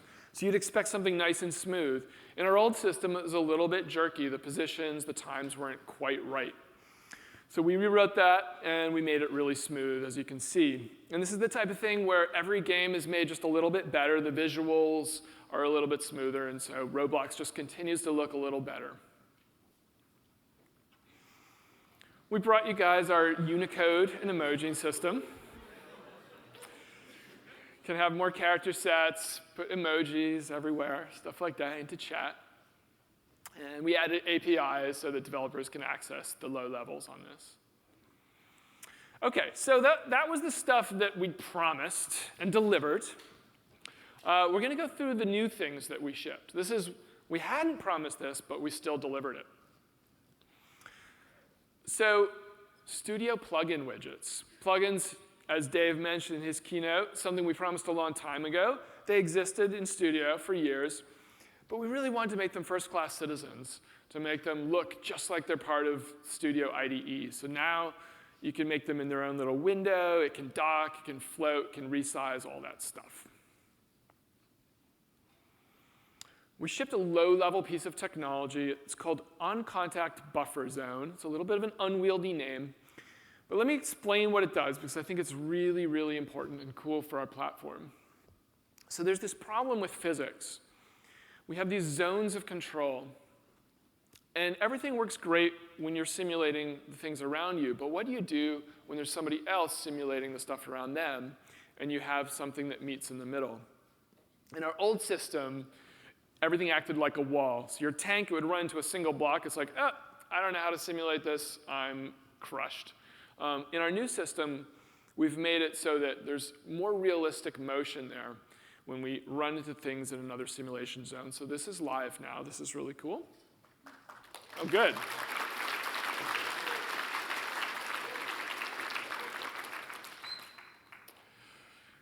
Building on our emoji code, we shipped a new typesetter system. This is a low-level piece of technology that improves the layout and lets us unlock new character sets, such as right-to-left characters.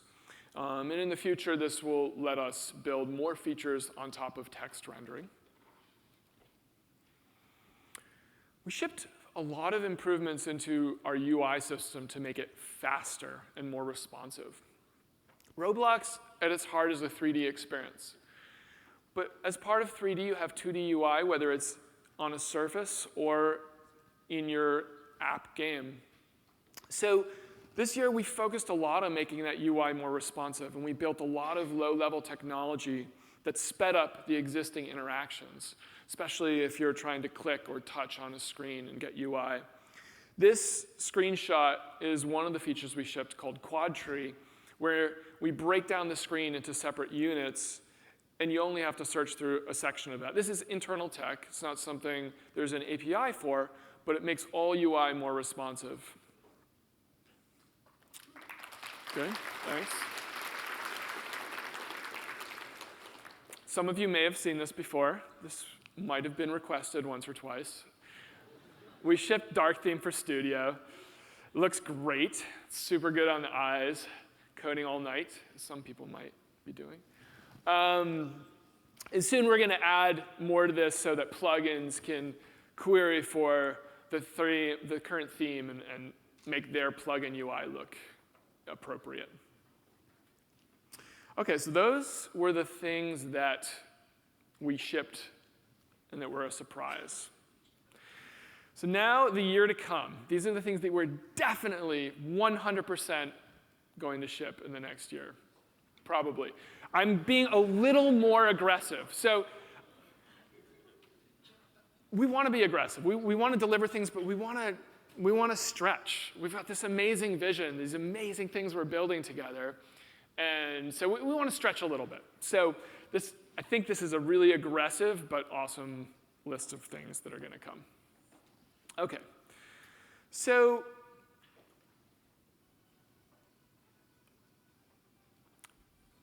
we're going to be delivering a new popper cam.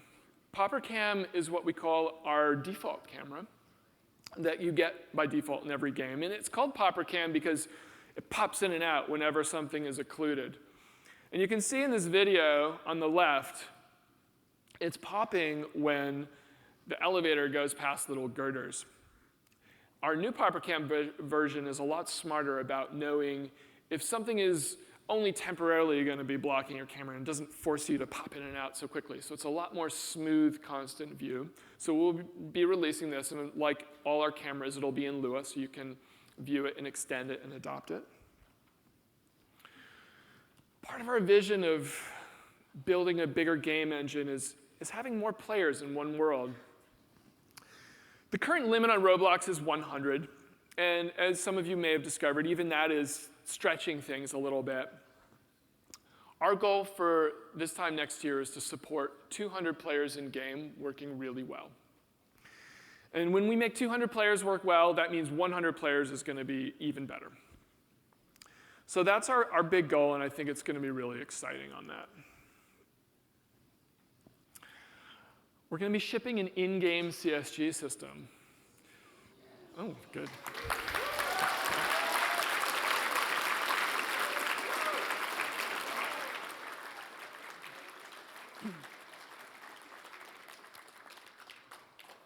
That's exciting. So as many of you know, we rebuilt our CSG system from scratch. It used to fail like 20% of the time. Now it fails 0% of the time. And when you have that level of reliability, we can make it an API that runs in-game. So it's going to be server-only, at least to start, and support simple operations. But I think we're going to see some really cool gameplay. I can tell you guys are excited for that. So this is something we're calling packages. And as Roblox evolves, as we push towards 100 developers working collaboratively on one game, we realized that we need to provide more and more tools and functionality that make it easier for large teams to build sophisticated games. And part of that is managing units, we call packages, that are inserted into multiple places. And these could be models, these could be scripts that are in multiple places in a game. And the idea is that we version these things and we let you update, and you can change one item in one place and push it to all the other places. So this is a really big fundamental change that's going to advance development on our platform. And this will just be the first stage. So we talked about mesh and CSG instancing. We're extending our instancing system to basic parts, so blocks, spheres, things like that. And this has many of the same benefits that we got from the meshes in terms of using less GPU memory and increasing performance. This graph represents, up and to the right, you see the yellow line. That's in the current system, and the green and the blue at the bottom is what happens when we can turn on instancing. We use a lot less memory. Less memory means bigger places, games being more stable. Really exciting piece of new technology we're working on is automatic level of detail systems. Our first version, okay, good.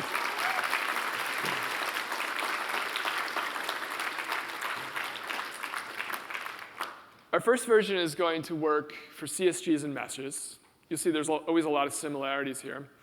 So what this means, obviously there's people already kind of know because I'm getting that excitement, but for the people who don't know, when you have an item that's really close to you, it can be very detailed and it looks great. But when it's far away on the other side of the map, you don't need it in the same level of detail. And by reducing the detail, it means that we can load in more objects, use less memory, and render things faster. So as we build bigger, more intricate worlds, this kind of technology is going to be really useful.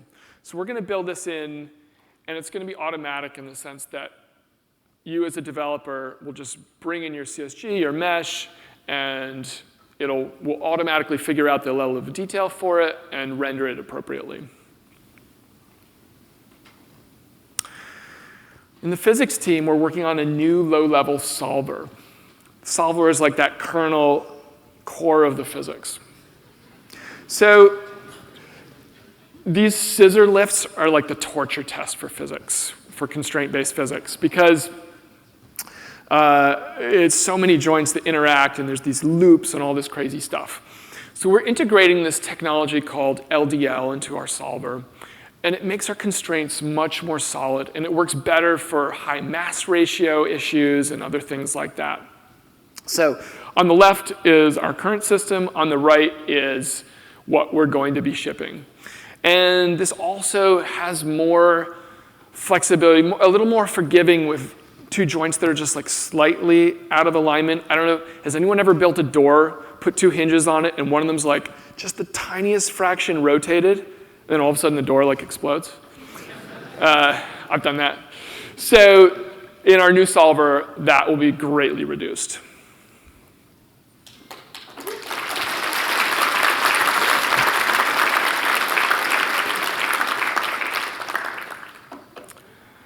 We're going to be shipping a shield effect on Roblox.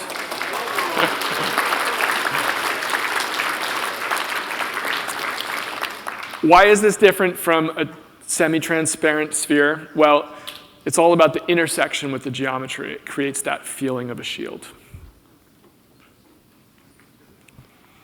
Our sky system on Roblox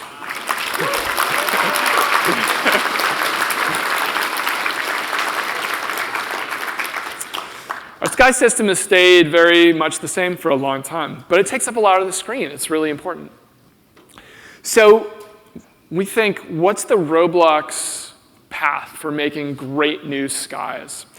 And we think about a procedural sky system, where with basic inputs, like the weather, the wind, all that kind of stuff, we generate awesome animated, procedurally generated, volumetric clouds and skies, and things that look amazing.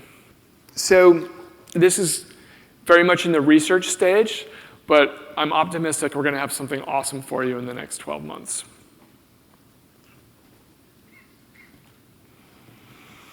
Humanoid platforms. So I think some of you have probably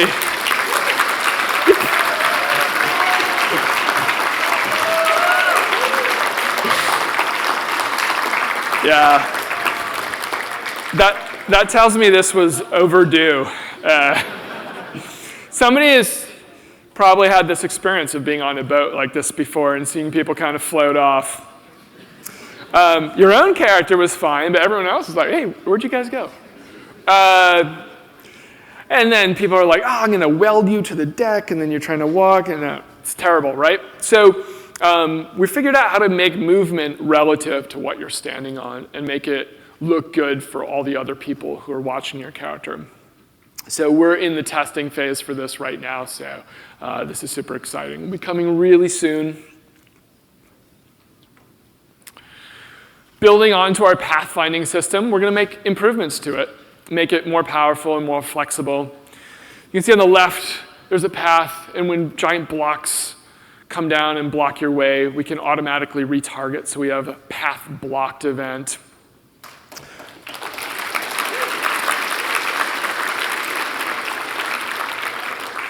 We're going to support different sizes of characters. So for doors, like what you can fit, and things like that. So we're going to make it better and better, more adaptable to more situations. Getting super deep in the tech here. As we push more and more towards filtering-enabled games, away from experimental mode, we want to make it as easy as possible for the developers to build on top of our system in a seamless way. And one of the big challenges right now is setting up a lot of plumbing when you want to communicate from local scripts to server scripts. So we have a concept called server blocks, and this lets you call server code securely from a local script.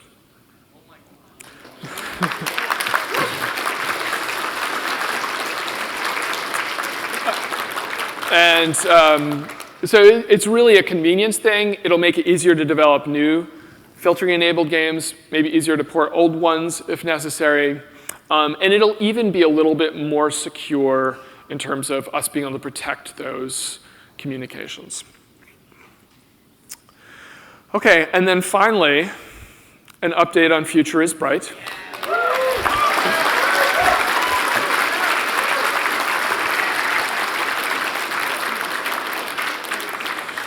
This is our new lighting system. Some of you may be aware of that. Last summer, we announced that we were working on it, and we delivered to our community a build where everyone here could play with it and give us feedback and build experiences, many of which we've seen. It's been super helpful.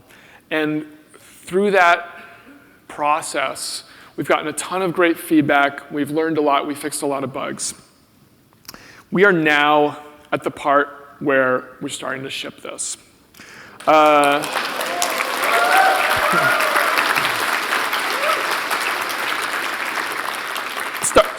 Starting to.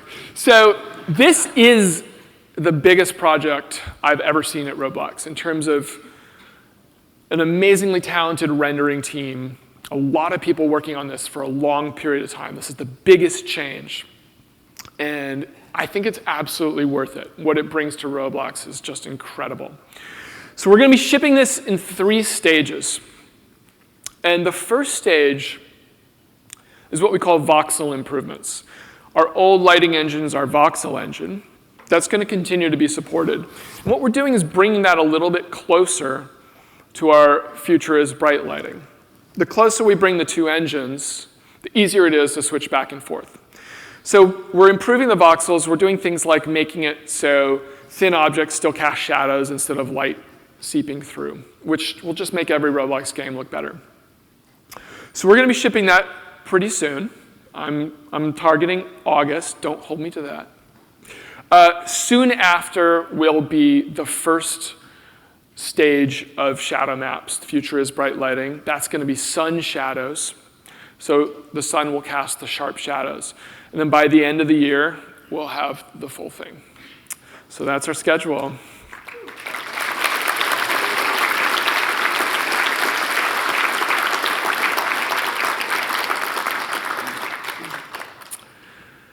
So in closing, I just want to thank everyone here. The feedback we've gotten when we present our roadmap, when we have these conversations, the informals, the online, everything, it's so important to us. It really helps us build an amazing product. I view this as an incredible collaboration, one I'm super proud of. So thanks, everybody. It's been a real pleasure.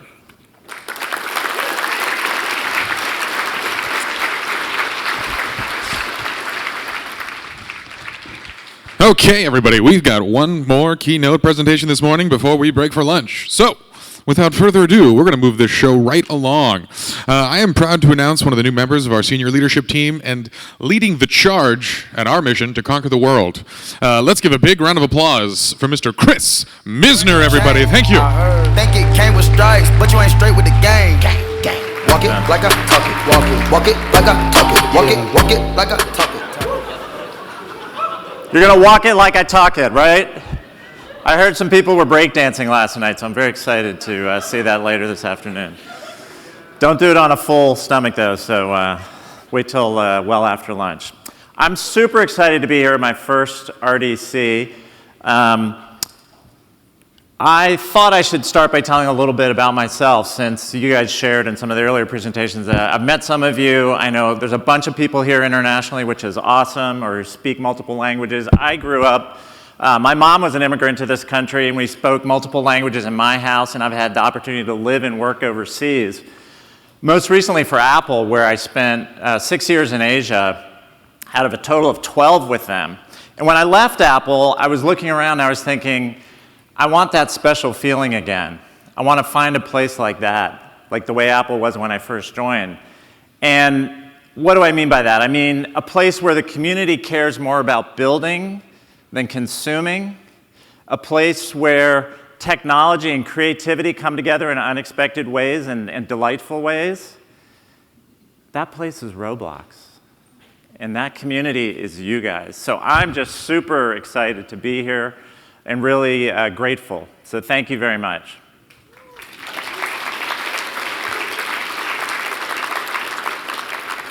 So we'll talk a little bit about where we are today with international and where we're going.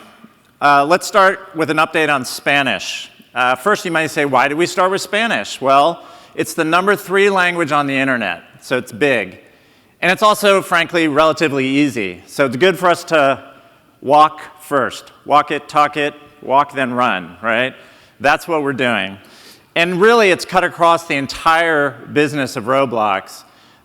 We had obviously updated and localized the client experience, but we built new customer support and moderation centers that are focused on Spanish. Our text filtering is upgraded.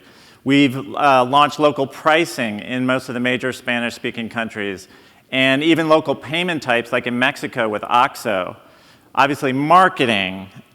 We did Egg Hunt in Spanish. And the developer team has done a lot of work with forums, with Spanish Twitter accounts, and there's more to come. One of the major things that you guys worked on with the developer team was our First Mover program.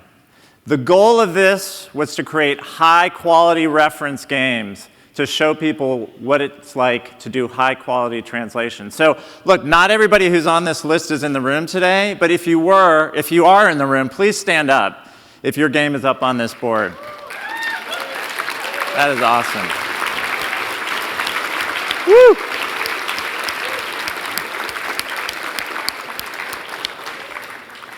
That is fantastic. Thank you. Thank you so much. We know it was a lot of work, and we learned a ton. But you guys inspired lots of other people. And so we have over 1,000 games now that are in Spanish. And so with all the work that you've done, all the different activities we're doing out there, it's no surprise that we got the attention of the biggest gaming YouTuber in Spain. He has over 29 million followers. He'd never played Roblox before. So he tries it out. He's a little skeptical at first. And at the end, he's clapping and gives us a 10 out of 10. So That's an amazing thing, and that's the influence of going local and having those reference games out there like you guys did. So with all this activity, it's not surprising that we've had an impact, and these numbers I'm about to share with you for the first time I think are really incredible. The first is, if you look at just the Spanish-speaking countries, we had over 5 million players last month. We didn't even have that many in all of Roblox 4 years ago. So this is an incredible start.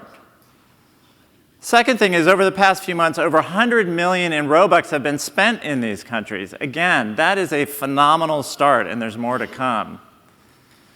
The last metric, Christian was talking about this earlier. We took out the big games, the Meep Cities and the Jailbreaks, and we looked at a set of these high-quality, localized games, and we said, what's the impact just on the Spanish-speaking countries? What happened there when those games were localized?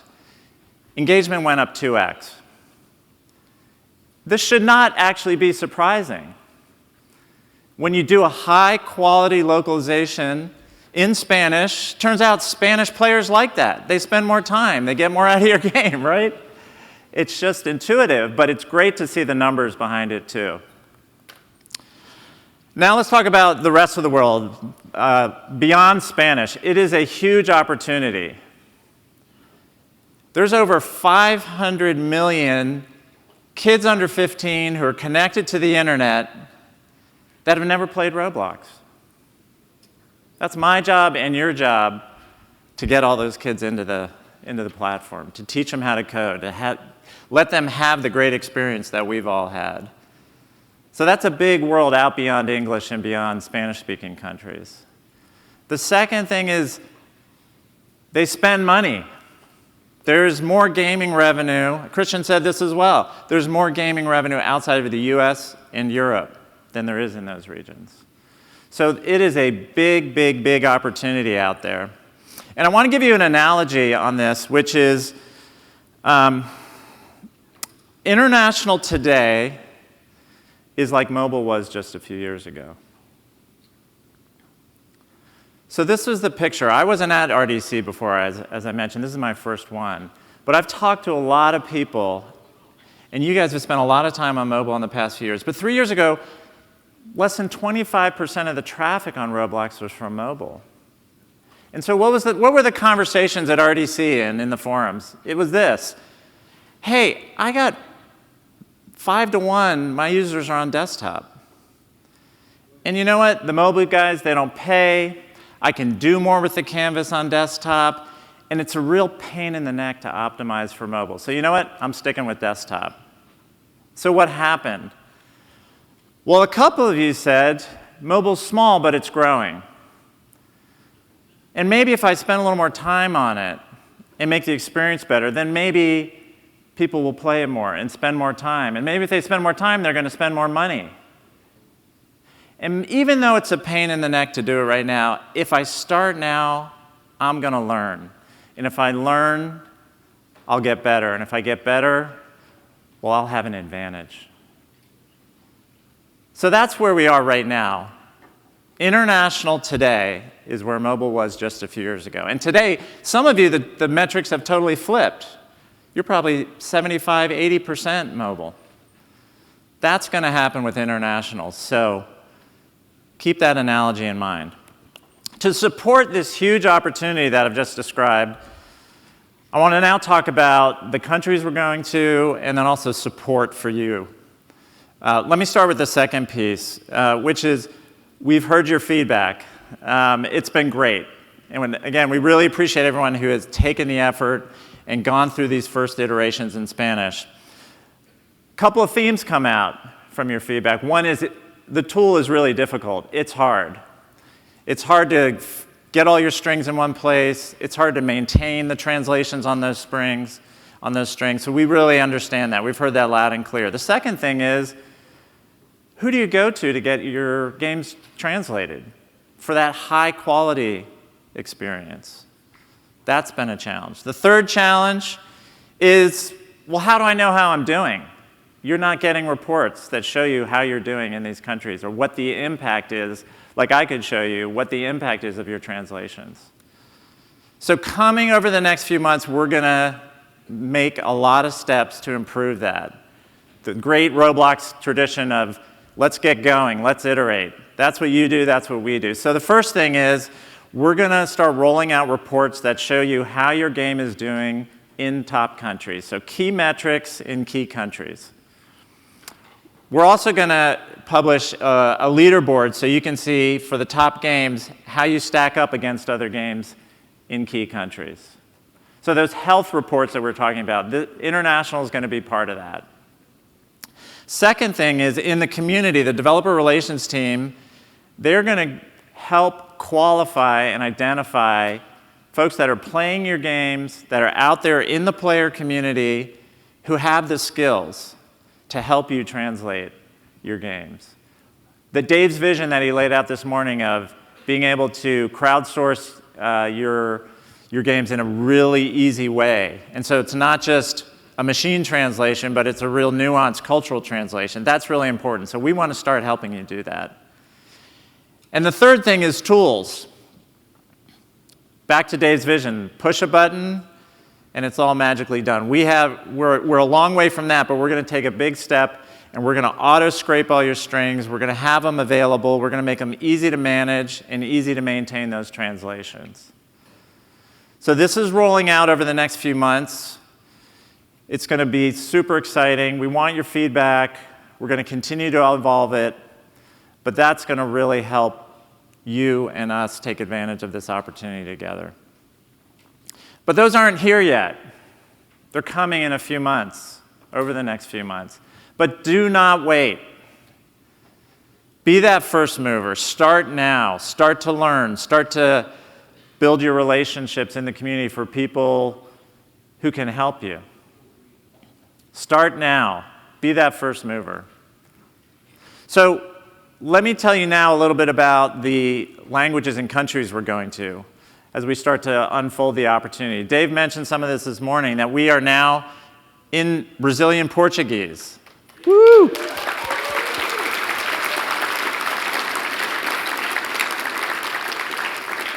So what does it mean to be live? That means that obviously the clients are localized. We have text filtering that's vastly improved. And we also are starting to ramp up our customer support and moderation. Payments, payment types. We actually have Boleto in Brazil as well. So there's a lot going on and a lot more to come, and you guys should start to localize your games now. Brazil is the largest economy in Latin America. It's the 8th largest in the world. And here's the really important thing. They've won more World Cups than any other country. Don't forget that.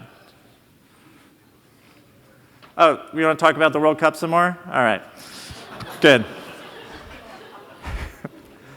Number 2, after Brazil. Won the World Cup last time.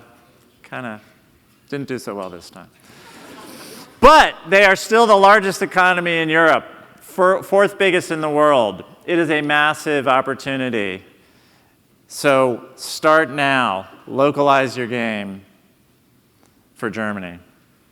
Now, continuing the World Cup theme, the next winner of the World Cup. Anyone? France? Come on, come on, come on. No. All right. We have a lot of Croatia fans here. That's cool, that's cool.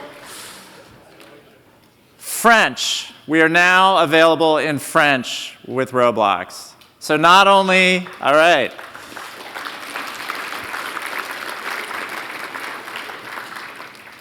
So not only for France, but Belgium, Francophone Africa, and our friends in Quebec will be able to publish their games in French. So something's missing, though. Let's see, we got Brazil, all of Spanish-speaking Latin America. We're 100% covered there. We have France, Germany. We're off to a great start in Europe, but what is missing? Asia. We're not missing English. Asia.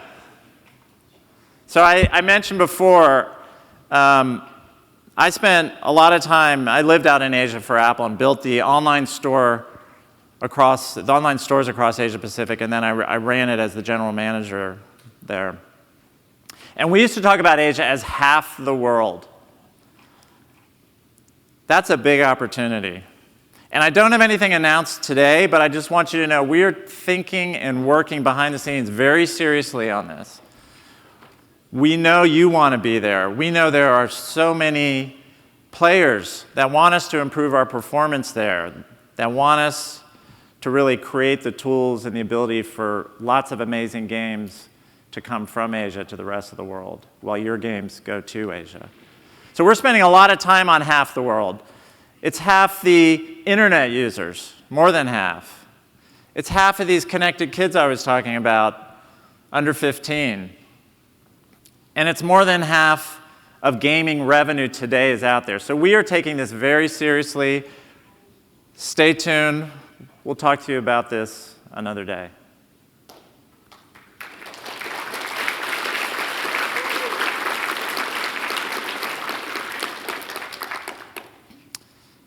I took some notes for you, just on the talk. Real quick, we talked about 3 things. It's a big opportunity.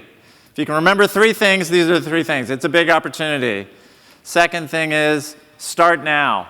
In fact, start this afternoon. Go to Giovanni's presentation in his breakout, or look at it online. And of course, there's a lot more coming soon, from you and from us, to serve all these other countries. Dave started the day with a globe. I'm going to end with a globe. It's a big world. It's a big opportunity. It's only going to get better. But the one thing you need to remember, a day from now, a week from now, a month from now, when you go back from RDC, remember to start right now. Thank you very much.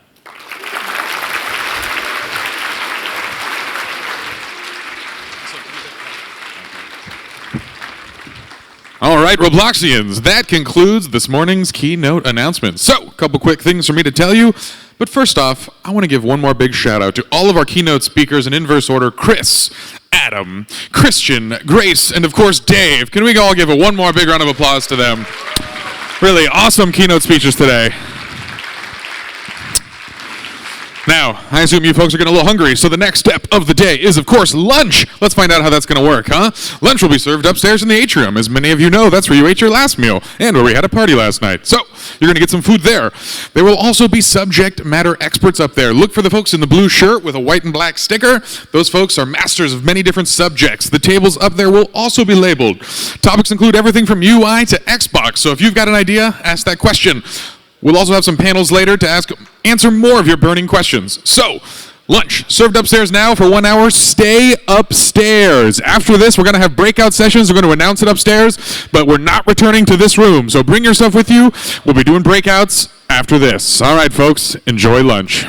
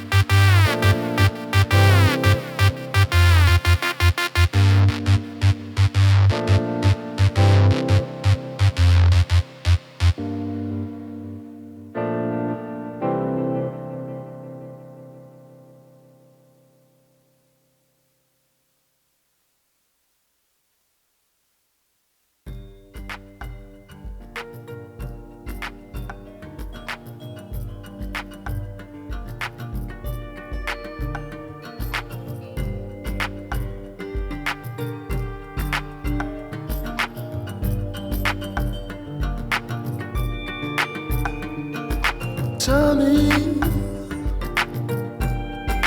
would you stay behind if we could just fly to temples in the sky? Tell me, would you stay behind if we could just fly to temples in the sky? Oh, tell me, would you be alright? Separate from the dark, stand out in the light. Whoa. Stars were made to fall and fade away, fall and fade away. Temples in the sky are built to stay. Stars were made to fall and fade away, fall and fade away. Temples in the sky are built to stay.